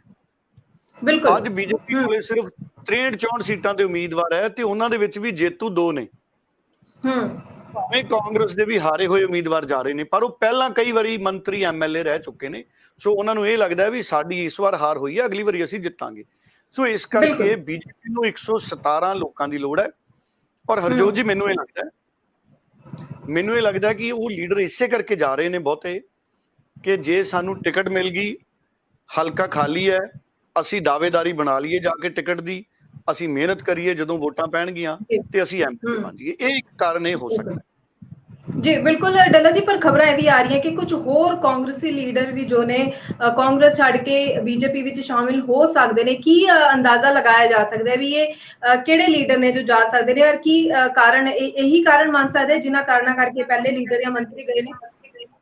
बिल्कुल ठीक है तुहाडी गल। देखो, जिवें मैं हुणे किहा, 117 सीटां ते बीजेपी नूं लीडरां दी लोड़ है जी। कांग्रेस कोले 117 सीटां ते लीडर ने, जिहड़े तां जित गए वो तां ठीक है, ਜਿਹੜੇ ਹਾਰ ਗਏ ਉਹਨਾਂ ਦੇ ਵਿੱਚੋਂ ਕਈ ਕਮਿਟਡ ਨੇ ਕਾਂਗਰਸ ਨਾਲ, ਪਰ ਫਿਰ ਵੀ ਕਈ ਲੀਡਰ ਅਜਿਹੇ ਨੇ ਜਿਨ੍ਹਾਂ ਨੇ ਇਸ ਵਾਰ, ਜਿਨ੍ਹਾਂ ਨੂੰ ਇਹ ਲੱਗਦਾ ਹੈ ਕਿ ਦੁਬਾਰਾ ਪਤਾ ਨਹੀਂ ਕਾਂਗਰਸ 'ਚ ਮੌਕਾ ਮਿਲੂਗਾ, ਪਤਾ ਨਹੀਂ, ਪਤਾ ਨਹੀਂ ਟਿਕਟ ਮਿਲੂ, ਪਤਾ ਨਹੀਂ, ਪਤਾ ਨਹੀਂ ਕਾਂਗਰਸ ਕਿਹੜੀ ਸਿਚੁਏਸ਼ਨ 'ਚ ਰਹੀ ਹੈ, ਪਤਾ ਨਹੀਂ ਕਾਂਗਰਸ ਹੋਰ ਕਿੰਨੀ ਵਾਰੀ ਟੁੱਟੂ ਇਲੈਕਸ਼ਨਾਂ ਤੋਂ ਪਹਿਲਾਂ। ਹੁਣ ਉਹਨਾਂ ਦੀ ਕੋਸ਼ਿਸ਼ ਇਹ ਹੈ ਕਿ ਬੀਜੇਪੀ ਕੋਲੇ ਸੀਟਾਂ ਖਾਲੀ ਨੇ, ਬੀਜੇਪੀ ਕੋਲੇ ਚਿਹਰੇ ਹੈ ਨਹੀਂ। पर अगर एक्स एमएलए बीजेपी च किसी भी हल्के तो चलिया जाता है, हुण शामिल हो जाएगा, तो अगले 1 साल 1.5 साल 2 साल 2.5 साल चोणां तक मेहनत करूगा, तो उन्होंने बीजेपी की टिकट मिलने की संभावना दिख रही है। इस करके मैनूं ये लगता है आउंदे दिनां दे विच 10 तो 15 एक्स एमएलए, आउंदे दिनां च 10 तो 15 एक्स एमएलए होर बीजेपी च जा सकते हैं। ਇਹ ਸੰਭਾਵਨਾਵਾਂ ਬਣ ਰਹੀਆਂ ਨੇ, ਇਸ ਤਰੀਕੇ ਦੀਆਂ ਚਰਚਾਵਾਂ ਚੱਲ ਰਹੀਆਂ ਨੇ। ਮੈਂ ਕਨਫਰਮ ਨਹੀਂ ਕਰਦਾ ਵੀ ਉਹਨਾਂ ਦੇ ਨਾਂ ਕਿਹੜੇ ਨੇ, ਪਰ ਕਈ ਇਹੋ ਜਿਹੇ ਐਕਸ ਐਮਐਲਏ ਨੇ ਜਿਹੜੇ ਇਹਨਾਂ ਸੰਭਾਵਨਾਵਾਂ ਤੇ ਕੰਮ ਕਰ ਰਹੇ ਨੇ। जी जी जी बिल्कुल। सो समा वही गल है कि समा आएगा तो सारे ये तस्वीर साफ होएगी अपने आप। पर अगर ਅਸੀਂ ਗੱਲ ਕਰੀਏ ਸੰਗਰੂਰ ਜ਼ਿਮਨੀ ਚੋਣ ਦੀ, ਤਾਂ ਇੰਤਜ਼ਾਰ ਕੀਤਾ ਜਾ ਰਿਹਾ ਸੀ ਕਿ ਸ਼੍ਰੋਮਣੀ ਅਕਾਲੀ ਦਲ ਕਿਸ ਨੂੰ ਉਮੀਦਵਾਰ ਦੇ ਤੌਰ ਤੇ ਕਿਸ ਦਾ ਨਾਮ ਐਲਾਨਦੇ ਨੇ। ਸੋ ਨਾਮ ਐਲਾਨਿਆ ਗਿਆ ਬਲਵੰਤ ਸਿੰਘ ਰਾਜਵਾਨਾ ਦੀ ਭੈਣ ਬੀਬੀ ਕਮਲਦੀਪ ਕੌਰ ਰਾਜਵਾਨਾ ਦਾ। ਸੰਗਰੂਰ ਤੋਂ ਉਹਨਾਂ ਦਾ ਨਾਮ ਸਾਂਝਾ ਪੰਥਕ ਉਮੀਦਵਾਰ ਉਹਨਾਂ ਨੂੰ ਐਲਾਨਿਆ ਗਿਆ। ਸੋ ਜਿੱਥੇ ਪਹਿਲਾਂ ਚਰਚਾਵਾਂ ਸੀ ਕਿ ਸ਼ਾਇਦ ਸਿਮਰਨਜੀਤ ਸਿੰਘ ਮਾਨ ਦੇ ਨਾਲ ਸਹਿਮਤੀ ਹੋ ਸਕਦੀ ਹੈ, ਉਹਨਾਂ ਦੇ ਨਾਂ ਦੇ ਉੱਪਰ ਉਹਨਾਂ ਨੂੰ ਸਾਂਝਾ ਉਮੀਦਵਾਰ ਐਲਾਨਿਆ ਜਾ ਸਕਦਾ ਹੈ, ਪਰ ਤਸਵੀਰ ਬਿਲਕੁਲ ਇੱਥੇ ਬਦਲਦੀ ਨਜ਼ਰ ਆਈ ਹੈ।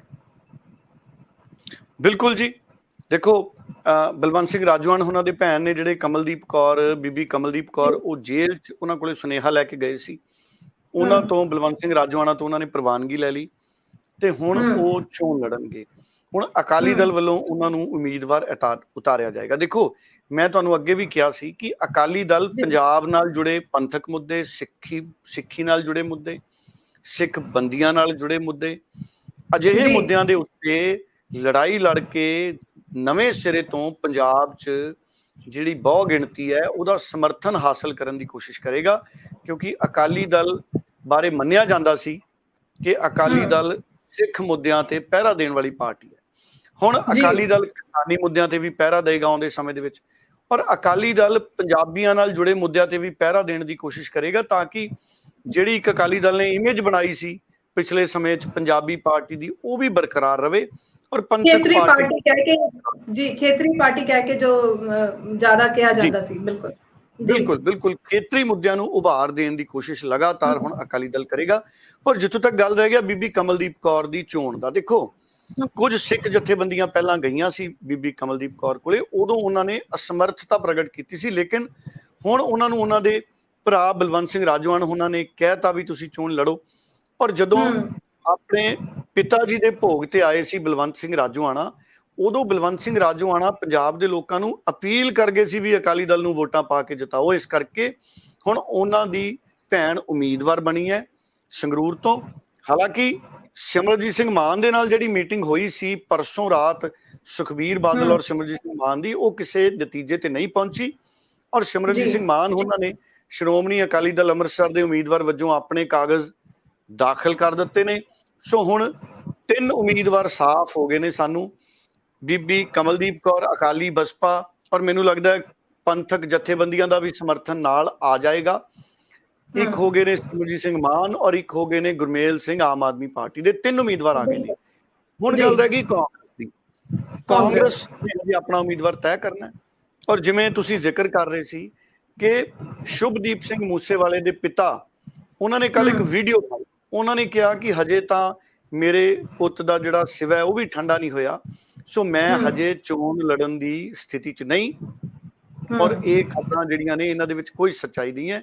ਸੋ ਉਹ ਕਹਿੰਦੇ ਵੀ 8 ਜੂਨ ਨੂੰ ਭੋਗ ਹੈ, ਉਸ ਦਿਨ ਮੈਂ ਤੁਹਾਡੇ ਨਾਲ ਹੋਰ ਗੱਲਾਂ ਕਰਾਂਗਾ। ਉਹ ਪੰਜਾਬੀਆਂ ਨੂੰ ਰੂਬਰੂ ਹੋ ਰਹੇ ਸੀ ਪਰ ਉਹਨਾਂ ਨੇ ਚੋਣ ਲੜਨ ਦੀ ਗੱਲ ਨੂੰ ਨਕਾਰਤਾ। ਹੁਣ ਇਹਦਾ ਮਤਲਬ ਹੈ ਉਹ ਸੰਭਾਵਨਾ ਤਾਂ ਖਤਮ ਹੋ ਗਈ ਕਿਉਂਕਿ ਬਹੁਤ ਸਾਰੇ ਲੋਕ ਨਿੱਜੀ ਰਾਏ ਆਪਣੀ ਦੇ ਰਹੇ ਸੀ। ਰਾਜਾ ਵੜਿੰਗ ਵੀ ਸੀ, ਸਾਡੇ ਜਿਹੜੇ ਡਾਕਟਰ ਸਰਦਾਰਾ ਸਿੰਘ ਜੌਹਲ ਹੈ ਉਹਨਾਂ ਦੀ ਵੀ ਰਾਏ ਆਈ ਸੀ।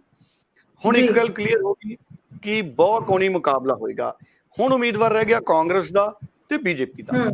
ਹੁਣ ਜਿੱਥੇ ਤੱਕ ਗੱਲ ਹੈ ਬੀਜੇਪੀ ਕਿਹਨੂੰ ਉਮੀਦਵਾਰ ਉਤਾਰੇਗੀ ਉਹਦੇ ਤੇ ਨਜ਼ਰ ਰੱਖਣੀ ਪਏਗੀ। ਕਾਂਗਰਸ ਕਿਸ ਨੂੰ ਉਮੀਦਵਾਰ ਉਤਾਰੇਗੀ ਉਹਦੇ ਤੇ ਨਜ਼ਰ ਹੈ। ਪਰ ਜਦੋਂ ਇਹ ਦੋਨਾਂ ਪਾਰਟੀਆਂ ਨੇ ਉਮੀਦਵਾਰ ਉਤਾਰਤੇ ਫਿਰ ਸੰਗਰੂਰ ਦੀ ਜਿਹੜੀ ਪਿਕਚਰ ਹੈ ਹਰਜੋਤ ਜੀ ਉਹ ਚੰਗੀ ਤਰ੍ਹਾਂ ਕਲੀਅਰ ਹੋ ਜਾਏਗੀ। ਲੇਕਿਨ ਇੱਕ ਗੱਲ ਸਾਫ਼ ਹੈ, ਸੰਗਰੂਰ ਦੇ ਵਿੱਚ ਬਹੁਤ ਕੋਣੀ ਮੁਕਾਬਲਾ ਬਣੇਗਾ ਇਸ ਵਾਰ ਔਰ ਕੋਈ ਵੀ ਜਿੱਤ ਸਕਦਾ ਹੈ, ਕੋਈ ਵੀ ਜਿੱਤ ਸਕਦਾ ਹੈ। ਇਸ ਵਾਰ ਉਹ ਸਥਿਤੀਆਂ ਨਹੀਂ ਹੈ, ਇਸ ਵਾਰ ਉਹ ਸਥਿਤੀਆਂ ਨਹੀਂ ਹੈ ਕਿਉਂਕਿ ਸਰਕਾਰੀ ਮੁਲਾਜ਼ਮ, ਬੇਰੁਜ਼ਗਾਰ ਅਧਿਆਪਕ, ਕੱਚੇ ਮੁਲਾਜ਼ਮ ਪੱਕੇ, ਬਿਜਲੀ ਮੁਫਤ, ਇਹ ਸਾਰੀਆਂ ਜਿਹੜੀਆਂ ਯੋਜਨਾਵਾਂ ਨੇ ਜੋ ਇਹਨਾਂ ਤੇ ਕੰਮ ਹੋਇਆ ਕਿ ਲੋਕ ਖੁਸ਼ ਨੇ ਲੋਕ ਨਹੀਂ ਖੁਸ਼, ਇਹ ਪਤਾ ਲੱਗੇਗਾ। ਭਗਵੰਤ ਮਾਨ ਦੀ ਇਮਾਨਦਾਰੀ ਤੇ ਪੰਜਾਬ ਪ੍ਰਤੀ ਉਹਨਾਂ ਦੀ ਨਿਸ਼ਠਾ ਤੇ ਕਿਸੇ ਨੂੰ ਕੋਈ ਸ਼ੱਕ ਨਹੀਂ। ਹਾਲਾਂਕਿ ਕਿਸਾਨਾਂ ਦੇ ਹੱਕ ਕਈ ਫੈਸਲੇ ਹੋਏ ਨੇ, ਉਹਦਾ ਨਿਸ਼ਚਿਤ ਤੌਰ ਤੇ ਭਗਵੰਤ ਮਾਨ ਉਹਨਾਂ ਨੂੰ ਫਾਇਦਾ ਮਿਲੂਗਾ। ਪਰ ਦੇਖਣ ਵਾਲੀ ਗੱਲ ਇਹ ਰਹੇਗੀ ਕਿ ਬੀਜੇਪੀ 'ਚ ਜਿਹੜੇ ਕਾਂਗਰਸ ਦੇ ਲੀਡਰ ਸ਼ਾਮਲ ਹੋ ਰਹੇ ਨੇ, ਬੀਜੇਪੀ 'ਚ ਜਿਹੜੇ ਆਖੜ ਸ਼ਾਮਲ ਹੋਏ ਨੇ, 23 ਜੂਨ ਦੀ ਚੋਣ ਤੋਂ ਪਹਿਲਾਂ ਜਿਹੜੇ ਕਈ ਕਾਂਗਰਸ ਦੇ ਮੰਤਰੀ ਬੀਜੇਪੀ 'ਚ ਸ਼ਾਮਲ ਹੋਏ ਨੇ, ਕਿ ਸੰਗਰੂਰ ਦੀ ਲੋਕ ਸਭਾ ਚੋਣ 'ਚ ਬੀਜੇਪੀ ਦਾ ਜਿਹੜਾ ਵੋਟ ਸ਼ੇਅਰ ਹੈ ਕੀ ਉਹ ਵੱਧਦਾ ਹੈ? ਵਿਧਾਨ ਸਭਾ ਚੋਣਾਂ ਦੇ ਵਿੱਚ ਬੀਜੇਪੀ ਨੂੰ ਜਿੰਨੀਆਂ ਵੋਟਾਂ ਪਈਆਂ, ਕਿ ਹੁਣ ਲੋਕ ਸਭਾ ਦੇ ਵਿੱਚ ਬੀਜੇਪੀ ਉਹ ਵੋਟਾਂ ਨੂੰ ਬਹੁਤ ਉੱਚੇ ਤੱਕ ਲੈ ਜਾਏਗੀ? ਕੀ ਬੀਜੇਪੀ ਆਮ ਆਦਮੀ ਪਾਰਟੀ ਨਾਲ ਮੁਕਾਬਲੇ 'ਚ ਆ ਜਾਏਗੀ? ਇਹ ਸਾਰੇ ਸਵਾਲ ਨੇ ਜਿਨ੍ਹਾਂ ਦਾ ਜਵਾਬ ਭਵਿੱਖ 'ਚ ਹੈ। ਔਰ ਬੀਜੇਪੀ ਪੰਜਾਬ 'ਚ ਕਿੱਥੇ ਤੱਕ ਵਧੇਗੀ, ਇਹ ਜਿਹੜੀ ਜ਼ਿਮਨੀ ਚੋਣ ਹੈ ਇਹਦਾ ਨਤੀਜਾ ਬੀਜੇਪੀ ਦੀ ਪੰਜਾਬ 'ਚ ਸੰਭਾਵਨਾ ਉੱਤੇ ਵੀ ਬਹੁਤ ਵੱਡਾ ਨਤੀਜਾ ਦੇ। ਬਿਲਕੁਲ ਸਹੀ ਕਿਹਾ ਤੁਸੀਂ। ਤੇ ਜਿਵੇਂ ਤੁਸੀਂ ਪਹਿਲਾਂ ਸਿੱਧੂ ਮੂਸੇਵਾਲੇ ਦੇ ਪਰਿਵਾਰ ਦੀ ਗੱਲ ਕੀਤੀ ਸੀ ਤੇ 8 ਜੂਨ ਨੂੰ ਭੋਗ ਅਸੀਂ ਸਾਰੇ ਜਾਣਦੇ ਹਾਂ, ਪਰ ਨਾਲ ਦੇ ਨਾਲ ਕਈ ਖਬਰਾਂ ਵੀ ਸਾਹਮਣੇ ਆ ਰਹੀਆਂ। ਜਿਵੇਂ ਕਿ ਅਸੀਂ ਸਾਰੇ ਜਾਣਦੇ ਹਾਂ ਸਿੱਧੂ ਮੂਸੇਵਾਲਾ ਦਾ ਇੱਕ ਸੌਂਗ ਪਹਿਲਾਂ ਆਇਆ ਸੀ ਸੰਜੂ ਨਾਮ ਤੋਂ, ਤੇ ਸੰਜੇ ਦੱਤ ਦਾ ਉਸਦੇ ਵਿੱਚ ਜ਼ਿਕਰ ਕੀਤਾ ਗਿਆ ਸੀ। ਸੋ ਖਬਰਾਂ ਐਵੇਂ ਨੇ ਕਿ ਸੰਜੇ ਦੱਤ ਜੋ ਨੇ ਸਿੱਧੂ ਮੂਸੇਵਾਲਾ ਦੇ ਪਿੰਡ ਪਹੁੰਚਣਗੇ, ਉੱਥੇ ਪਰਿਵਾਰ ਦੇ ਨਾਲ ਦੁੱਖ ਦਾ ਪ੍ਰਗਟਾਵਾ ਕਰਨ ਪਹੁੰਚਣਗੇ ਕੁਝ ਹੀ ਦਿਨਾਂ ਦੇ ਵਿੱਚ। ਪਰ ਉਸ ਮੁਲਾਕਾਤ ਦੀ ਵੀ ਗੱਲ ਕਰ ਲਈਏ ਕਿ ਜਦੋਂ ਸਿੱਧੂ ਮੂਸੇਵਾਲਾ ਦਾ ਪਰਿਵਾਰ ਸਾਡੇ ਦੇਸ਼ ਦੇ ਗ੍ਰਹਿ ਮੰਤਰੀ ਅਮਿਤ ਸ਼ਾਹ ਦੇ ਨਾਲ ਮੁਲਾਕਾਤ ਕਰਨ ਪਹੁੰਚਦੇ ਨੇ, ਤੇ ਉਸ ਬਾਰੇ ਵੀ ਜ਼ਰੂਰ ਤੁਹਾਡੇ ਤੋਂ ਜਾਣਕਾਰੀ ਲੈਣਾ ਚਾਹਾਂਗੇ। ਬਿਲਕੁਲ, ਅਮਿਤ ਸ਼ਾਹ ਉਹਨਾਂ ਨੂੰ ਮਿਲੇ, ਸਿੱਧੂ ਮੂਸੇਵਾਲੇ ਦੇ ਮਾਤਾ ਪਿਤਾ, ਔਰ ਉਹਨਾਂ ਨੇ ਮੂਲ ਰੂਪ ਦੇ ਵਿੱਚ ਦੇਖੋ ਇੱਕੋ ਹੀ ਮੰਗ ਕੀਤੀ ਹੈ, ਸਾਡੇ ਪੁੱਤ ਦੀ ਜਿਹੜੀ ਇਹ ਬੇਰਹਿਮ ਕਤਲ ਕੀਤਾ ਗਿਆ ਇਹਦਾ ਇਨਸਾਫ ਮਿਲੇ ਔਰ ਕੇਂਦਰੀ ਏਜੰਸੀ ਇਹਦੀ ਜ਼ਰੂਰ ਜਾਂਚ ਕਰੇ। ਕਿਉਂਕਿ ਪੰਜਾਬ ਸਰਕਾਰ ਵੱਲੋਂ ਚਿੱਠੀ ਲਿਖੀ ਗਈ ਸੀ ਕਿ ਹਾਈ ਕੋਰਟ ਦੇ ਜਿਹੜੇ ਸਿਟਿੰਗ ਜੱਜ ਨੇ ਉਹ ਬੇਨਤੀ ਕੀਤੀ ਸੀ ਵੀ ਉਹ ਇਸ ਕੇਸ ਨੂੰ ਜਾਂਚ ਕਰਨ, ਉਹ ਜਾਂਚ ਕਰਨ ਹਾਈ ਕੋਰਟ ਦੇ ਸਿਟਿੰਗ ਜੱਜ। ਲੇਕਿਨ ਮਾਨਯੋਗ ਹਾਈ ਕੋਰਟ ਵੱਲੋਂ ਇਹ ਜਿਹੜਾ ਪ੍ਰਸਤਾਵ ਸੀ ਇਹਦੇ ਉੱਤੇ ਸਹਿਮਤੀ ਨਹੀਂ ਦਿੱਤੀ ਗਈ। ਹੁਣ ਜਿਹੜੀ ਸਿੱਟ ਹੈ, ਸਿੱਟ ਦੇ ਵਿੱਚ ਮੈਂਬਰ ਵਧਾ ਦਿੱਤੇ ਗਏ ਨੇ, ਉਹ ਸਿੱਟ 6 ਮੈਂਬਰਾਂ ਦੀ ਬਣਾ ਦਿੱਤੀ ਗਈ ਹੈ ਔਰ ਏਡੀਜੀਪੀ ਪੱਧਰ ਦੇ ਅਧਿਕਾਰੀ ਉਹਦੇ ਵਿੱਚ ਜੋੜੇ ਗਏ ਨੇ। ਪਰ ਪਰਿਵਾਰ ਚਾਹੁੰਦਾ ਹੈ ਕਿ ਜਾਂਚ ਜਾਂ ਤਾਂ ਸੀਬੀਆਈ ਤੋਂ ਹੋਵੇ ਜਾਂ ਕੇਂਦਰ ਸਰਕਾਰ ਖੁਦ ਜਾਂਚ ਕਰਾਵੇ, ਭਾਵੇਂ ਐਨਆਈਏ ਜਾਂਚ ਕਰੇ। ਸੋ ਅਸਲ 'ਚ ਸੂਬੇ ਦੀਆਂ ਏਜੰਸੀਆਂ ਤੇ ਪੁਲਿਸ ਤੇ ਬਹੁਤਾ ਜ਼ਿਆਦਾ ਭਰੋਸਾ ਨਹੀਂ ਹੈ, ਕਿਉਂਕਿ ਉਹਨਾਂ ਨੂੰ ਇਹ ਲੱਗਦਾ ਹੈ ਕਿ ਪੰਜਾਬ 'ਚ ਪੁਲਿਸ ਹੈ ਜਿਹੜੀ ਕਿਤੇ ਨਾ ਕਿਤੇ ਪੋਲੀਟੀਕਲ ਦਬਾਅ ਰਹਿੰਦਾ ਹੈ, ਕਿਤੇ ਨਾ ਕਿਤੇ ਪੰਜਾਬ 'ਚ ਸਿਆਸੀ ਮੁੱਦਾ ਬਣ ਜਾਊਗਾ, ਜਾਂਚ ਸਹੀ ਤਰੀਕੇ ਨਾਲ ਨਹੀਂ ਹੋਊਗੀ।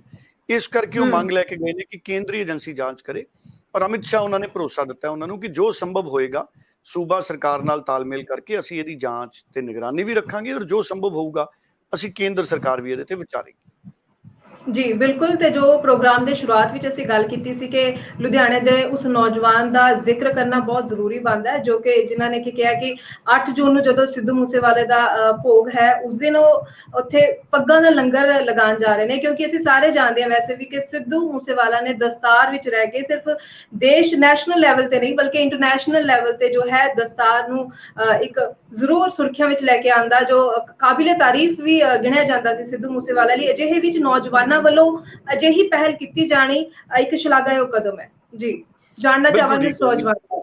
ਜੀ ਬਿਲਕੁਲ, ਉਹ ਤਸਵੀਰਾਂ ਵੀ ਦਿਖਾਉਣੇ ਆ ਉਸ ਨੌਜਵਾਨ ਦੀਆਂ ਸਕਰੀਨ ਦੇ ਉੱਤੇ, ਔਰ ਮੈਨੂੰ ਲੱਗਦਾ ਇਹ ਜਸਪ੍ਰੀਤ ਸਿੰਘ ਨੇ, ਜਿਹੜੇ ਕਿ ਛੋਟੇ ਛੋਟੇ ਬੱਚਿਆਂ ਨੂੰ ਵੀ ਜਿਹੜਾ ਉਹਨਾਂ ਨੂੰ ਪੱਗ ਬੰਨਣਾ ਸਿਖਾਉਂਦੇ ਨੇ ਔਰ ਪੱਗ ਦੀ ਮਰਿਆਦਾ ਬਾਰੇ ਉਹਨਾਂ ਨੂੰ ਜਾਣਕਾਰੀ ਦੱਸਦੇ ਨੇ, ਔਰ ਇਹਨਾਂ ਵੱਲੋਂ ਉੱਥੇ ਪੱਗਾਂ ਦਾ ਲੰਗਰ ਲਾਇਆ ਜਾਣਾ ਹੈ। ਜਸਪ੍ਰੀਤ ਸਿੰਘ ਹੁਣੀ ਇਸ ਵਕਤ ਟੈਲੀਵਿਜ਼ਨ ਦੀ ਸਕਰੀਨ ਤੇ ਨੇ, ਔਰ ਇਹ ਲੁਧਿਆਣਾ ਦੇ ਵਿੱਚ ਨੇ, ਔਰ ਪਹਿਲਾਂ ਵੀ ਇਹ ਕਾਫੀ ਮੰਨੇ ਪ੍ਰਮੰਨੇ ਨੇ ਸੇਵਾ ਦੇ ਰੂਪ ਦੇ ਵਿੱਚ। ਹੁਣ ਇਹਨਾਂ ਨੇ ਉੱਥੇ ਲੰਗਰ ਵੀ ਲਾਣਾ। ਇੱਕ ਵਾਰੀ ਇਹਨਾਂ ਦੀ ਗੱਲ ਵੀ ਸੁਣ ਲਈਏ, ਕਿਉਂਕਿ ਜਿਹੜੀ ਭਾਵਨਾ ਹੈ ਇਹਦੇ ਪਿੱਛੇ ਬੜੀ ਚੰਗੀ ਭਾਵਨਾ ਹੈ, ਸਤਿਕਾਰ ਵਾਲੀ ਭਾਵਨਾ ਹੈ। ਇਹਨਾਂ ਦੀ ਭਾਵਨਾ ਵੀ ਲੋਕਾਂ ਤੱਕ ਜ਼ਰੂਰ ਜਾਣੀ ਚਾਹੀਦੀ ਹੈ। ਸਿੱਧੂ ਮੂਸੇਵਾਲੇ ਦੇ ਭੋਗ ਤੇ 8 ਤਰੀਕ ਨੂੰ ਅਸੀਂ ਉੱਥੇ ਪੱਗਾ ਬੰਨਣ ਦਾ ਫ੍ਰੀ ਕੈਂਪ ਲਗਾਉਣ ਜਾ ਰਹੇ ਹਾਂ। ਇਸੇ ਤਰ੍ਹਾਂ ਸਾਡੇ ਹੋਰ ਵੈਸੇ ਵੀ ਹਜ਼ਾਰਾਂ ਕੈਂਪ ਲੱਗ ਚੁੱਕੇ ਨੇ, ਜਿਨ੍ਹਾਂ 'ਚ ਅਸੀਂ ਫ੍ਰੀ ਪੱਗਾ ਬੰਨ੍ਹਦੇ ਹਾਂ, ਫ੍ਰੀ ਪੱਗਾ ਲੋੜਵੰਦਾਂ ਨੂੰ ਦਿੰਦੇ ਹਾਂ। ਅਤੇ ਹੁਣ ਸਾਡੀ ਕੋਸ਼ਿਸ਼ ਹੈ ਕਿ ਉਹਨੂੰ ਸ਼ਰਧਾਂਜਲੀ ਦੇਣ ਵਾਸਤੇ ਅਸੀਂ ਉੱਥੇ ਜਾ ਕੇ ਇੱਕ ਪੱਗਾਂ ਬੰਨਣ ਦਾ ਫ੍ਰੀ ਕੈਂਪ ਲਗਾਈਏ ਅਤੇ ਲੋੜਵੰਦਾਂ ਨੂੰ ਉੱਥੇ ਪੱਗਾਂ ਦਈਏ। ਅਤੇ ਉੱਥੇ ਕੋਈ ਵੀ ਜਿਹੜਾ ਵੀ ਹੁੰਦਾ ਹੈ ਨੰਗੇ ਸਿਰ ਹੈ, ਉਹਦੇ ਸਿਰ 'ਤੇ ਦਸਤਾਰ ਸਜਾਈ ਜਾਵੇ। ਇਸ ਚੀਜ਼ ਨੂੰ ਪ੍ਰਮੋਟ ਕਰਨ ਵਾਸਤੇ, ਨਾਲੇ ਉਹਨੂੰ ਸ਼ਰਧਾਂਜਲੀ ਦੇਣ ਵਾਸਤੇ ਅਸੀਂ ਉੱਥੇ ਪੱਗਾਂ ਬੰਨਣ ਦਾ ਕੈਂਪ ਲਗਾ ਰਹੇ ਹਾਂ। ਸਾਡੇ ਸਾਰੇ ਵੀਰ ਸਾਡਾ ਯੋਗਦਾਨ ਸਾਥ ਦੇਣ। ਸਾਨੂੰ ਇਹ ਸੀਗਾ ਜੀ, ਉਹਨੇ ਦਸਤਾਰ ਨੂੰ ਪ੍ਰਮੋਟ ਬਹੁਤ ਕੀਤਾ। ਉਹ ਕਿਤੇ ਵੀ ਗਿਆ ਅਤੇ ਉਹਨੇ ਦਸਤਾਰ ਨੂੰ ਮੁੱਖ ਰੱਖਿਆ। ਕਿਤੇ ਵੀ ਉਹਨੇ ਲਾਈਵ ਸ਼ੋਅ ਕੀਤਾ ਜਾਂ ਕਿਤੇ ਵੀ ਬਾਲੀਵੁੱਡ ਹਾਲੀਵੁੱਡ ਵਿੱਚ ਗਿਆ ਅਤੇ ਉਹਨੇ ਦਸਤਾਰ ਨੂੰ ਮੁੱਖ ਰੱਖਿਆ। ਉਹਨੇ ਕੇਸ ਵੀ ਨਹੀਂ ਕਟਾਏ ਅਤੇ ਉਹਦੇ ਜੂੜਾ ਵੀ ਪੂਰਾ। ਅਤੇ ਅਸੀਂ ਚਾਹੁੰਦੇ ਸੀ ਕਿ ਉਹਨੇ ਦਸਤਾਰ ਨੂੰ ਮੁੱਖ ਰੱਖਣ ਕਰਕੇ ਅਸੀਂ ਵੀ ਦਸਤਾਰ ਨੂੰ ਪ੍ਰਮੋਟ ਕਰੀਏ। ਸਾਡਾ ਮੋਟਿਵ ਸਿਰਫ ਦਸਤਾਰ ਨੂੰ ਮੁੱਖ ਕਰਨਾ ਸੀਗਾ। ਅਤੇ ਸਾਨੂੰ ਉਹਨਾਂ ਦੇ ਭੋਗ ਦੇ ਉੱਪਰ ਇਹ ਚਲੋ ਉਹਨੂੰ ਆਪਾਂ ਕਹਿ ਤਾਂ ਕੁਛ ਨਹੀਂ ਸਕਦੇ, ਪਰ ਉਹਦੀ ਭੋਗ ਨੂੰ ਸ਼ਰਧਾਂਜਲੀ ਦੇਣ ਵਾਸਤੇ ਸਾਨੂੰ ਇਹ ਮੌਕਾ ਮਿਲਿਆ ਕਿ ਅਸੀਂ ਉੱਥੇ ਦਸਤਾਰ ਨੂੰ ਜਿਉਂਦਾ ਰੱਖੀਏ। ਜੀ ਸੋ ਬੜੀ ਸ਼ੁਭ ਇਹਨਾਂ ਦੀ ਸੋਚ ਹੈ, ਔਰ ਸ਼ੁਭਦੀਪ ਸਿੰਘ ਮੂਸੇਵਾਲੇ ਦੇ ਭੋਗ ਤੇ ਜ਼ਰੂਰ ਮੈਨੂੰ ਲੱਗਦਾ ਕਿ ਬਹੁਤ ਵੱਡੀ ਗਿਣਤੀ ਦੇ ਵਿੱਚ ਜਿਹੜੇ ਨੌਜਵਾਨ ਨੇ ਉਹ ਦਸਤਾਰਾਂ ਸਜਾਉਣਗੇ, ਔਰ ਕਈ ਵਾਰੀ ਇਹਨਾਂ ਨੇ ਪਹਿਲਾਂ ਉੱਥੇ ਕੈਂਪ ਲਗਾਏ ਨੇ। ਸੋ ਬਿਲਕੁਲ ਜਿਹੜੇ ਇਸ ਤਰੀਕੇ ਦੇ ਜਿਹੜੇ ਨੌਜਵਾਨ ਨੇ, ਇਹ ਬਹੁਤ ਵੱਡੇ ਪ੍ਰੇਰਨਾ ਸਰੋਤ ਨੇ। ਔਰ ਕਈ ਸਾਡੇ ਕਲਾਕਾਰ ਜਿਨ੍ਹਾਂ ਨੇ ਪੱਗਾਂ ਬੰਨੀਆਂ ਨੇ, ਭਾਵੇਂ ਉਹ ਟੈਲੀਵਿਜ਼ਨ 'ਚ ਨੇ, ਭਾਵੇਂ ਉਹ ਫਿਲਮਾਂ ਦੇ ਵਿੱਚ ਨੇ, ਭਾਵੇਂ ਉਹ ਖੇਡਾਂ ਦੇ ਵਿੱਚ ਨੇ, ਸੋ ਉਹਦੇ ਨਾਲ ਜਿਹੜੇ ਦੂਜੇ ਨੌਜਵਾਨ ਨੇ ਉਹ ਵੀ ਪ੍ਰੇਰਿਤ ਹੁੰਦੇ ਨੇ ਪੱਗਾਂ ਬੰਨ੍ਹਣ ਦੇ ਲਈ। ਸੋ ਤਾਂ ਕਿ ਵੱਧ ਤੋਂ ਵੱਧ ਜਿਹੜੇ ਨੌਜਵਾਨ ਨੇ ਉਹ ਦਸਤਾਰ ਸਜਾਉਣ। ਸੋ ਇਸ ਤਰੀਕੇ ਦੇ ਉਪਰਾਲੇ ਉਸ ਦਿਨ ਵੀ ਕੀਤੇ ਜਾਣੇ ਨੇ। ਸੋ ਇਹਦੀ ਸ਼ਲਾਘਾ ਕੀਤੀ ਜਾਣੀ ਬਣਦੀ ਹੈ ਹਰਜੋਤ ਜੀ। जी बिल्कुल, वाकई बहुत शलाघायोग कदम है, क्योंकि सिद्धू मूसेवाले ਦੇ ਕਈ ਇੰਟਰਵਿਊਜ਼ ਵਿੱਚ ਵੀ ਸੁਣਨ ਨੂੰ ਆਇਆ ਸੀ ਕਿ ਉਹਨਾਂ ਨੇ ਕਿਹਾ ਕਿ ਮੈਂ ਆਪਣੇ ਦਾਦੀ ਜੀ ਦੇ ਕਹਿਣ ਤੇ ਕੇਸ ਰੱਖੇ ਸੀ ਔਰ ਮੈਂ ਪੱਗ ਬੰਨ੍ਹਦਾ ਸੀ। ਸੋ ਉਹਨਾਂ ਨੂੰ ਆਪਣੀ ਪੱਗ ਦੇ ਨਾਲ, ਦਸਤਾਰ ਦੇ ਨਾਲ ਬਹੁਤ ਹੀ ਜ਼ਿਆਦਾ ਪਿਆਰ ਸੀ। ਤੇ ਇੱਕ ਇਹ ਵੀ ਗੱਲ ਜ਼ਰੂਰ ਸਾਹਮਣੇ ਆਈ ਹੈ ਕਿ ਪੰਜਾਬ ਵਿੱਚ ਰਹਿੰਦੇ ਆ, ਈਵਨ ਕਈ ਵਿਦੇਸ਼ਾਂ ਵਿੱਚ ਰਹਿੰਦੇ ਮੁੰਡੇ ਵੀ ਸਿੱਧੂ ਮੂਸੇਵਾਲਾ ਨੂੰ ਵੇਖ ਕੇ ਦਸਤਾਰ ਬੰਨਣੀ ਉਹਨਾਂ ਨੇ ਸ਼ੁਰੂ ਕੀਤੀ ਸੀ। ਸੋ ਵਾਕਈ ਇਸ ਮੌਕੇ ਤੇ ਦਸਤਾਰ ਸਜਾਉਣ ਦਾ ਜੋ ਫ੍ਰੀ ਕੈਂਪ ਲਗਾਇਆ ਜਾ ਰਿਹਾ ਨੌਜਵਾਨਾਂ ਦਾ ਬੜਾ ਹੀ ਸ਼ਲਾਘਾਯੋਗ ਕਦਮ ਹੈ। ਤੇ ਡੱਲਾ ਜੀ, ਹੋਰ ਕੋਈ ਖਬਰ ਕੋਈ ਰਹਿੰਦੀ ਹੋਵੇ ਜੋ ਆਪਾਂ ਦਰਸ਼ਕਾਂ ਨਾਲ ਜ਼ਰੂਰੀ ਸਾਂਝੀ ਕਰਨੀ ਹੈ, ਮੈਂ ਨਾ ਪੁੱਛ ਸਕੀ ਹੋਵਾਂ ਤਾਂ ਜ਼ਰੂਰ ਚਾਹਾਂਗੀ ਕਿ ਤੁਸੀਂ ਦਰਸ਼ਕਾਂ ਨਾਲ ਸਾਂਝੀ ਕਰੋ। ਬਿਲਕੁਲ ਜੀ, ਹਰ ਰੋਜ਼ ਕੋਈ ਨਾ ਕੋਈ ਖਬਰ ਅਜਿਹੀ ਜ਼ਰੂਰ ਹੈ ਜਿਹਦੇ ਤੇ ਅਸੀਂ ਗੱਲ ਕਰਦੇ ਹਾਂ।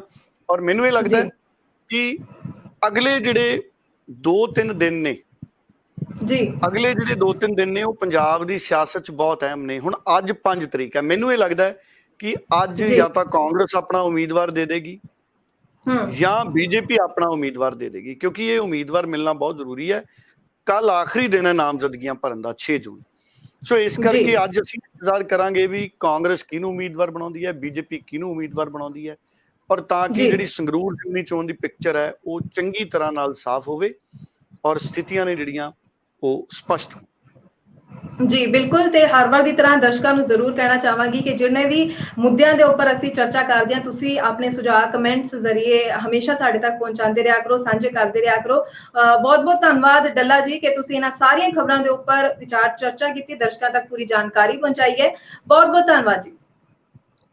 ਬਹੁਤ ਧੰਨਵਾਦ ਹਰਜੋਤ ਜੀ।